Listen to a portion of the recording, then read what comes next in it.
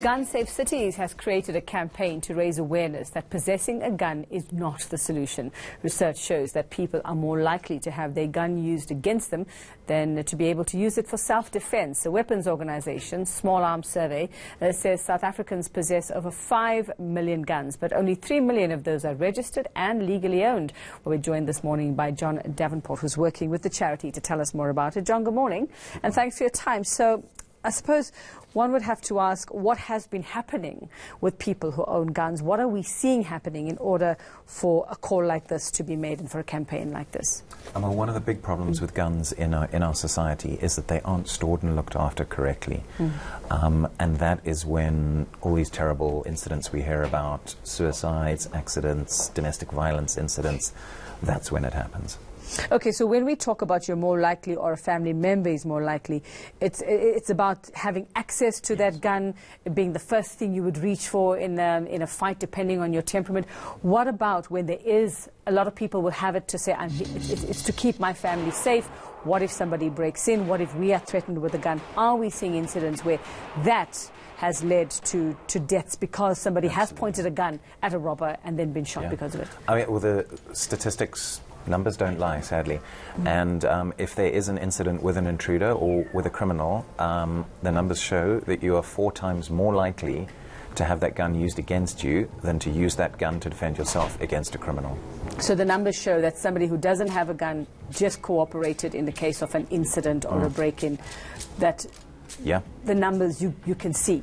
The facts show that those who have sadly, those numbers are what they are, and if I pull out a gun in some sort of crime-related incident, the chances are I'm 400% more likely to have that used against me than to use it myself to defend myself. So the problem here being that people are not trained properly, especially when we're looking at other incidents where family members get a hold of this, or people are unaware of how to use their firearm, how to store their firearm. What are we seeing?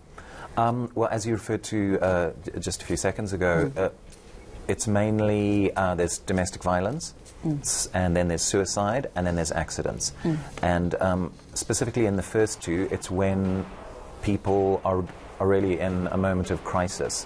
You don't want a gun being to hand. So if there's an intense emotional dispute, you don't want a gun being nearby. If someone is going through the lowest of their low time psychologically, perhaps with depression, the last thing you want is a gun being ready to hand. And then there's accidents within the household. So storing a firearm correctly addresses all 3 of those problems. Because in the first 2, it makes sure there isn't a gun to hand when you don't need a gun being in that situation.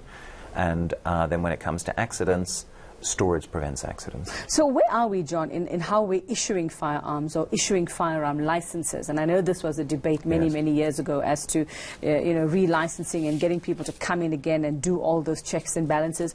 Where are we with all of that? Like in terms of saying, okay, the right and responsible person is allowed to have a firearm. Well, it is very hard to get a firearm in South Africa, but the challenge is that there are so many out there already.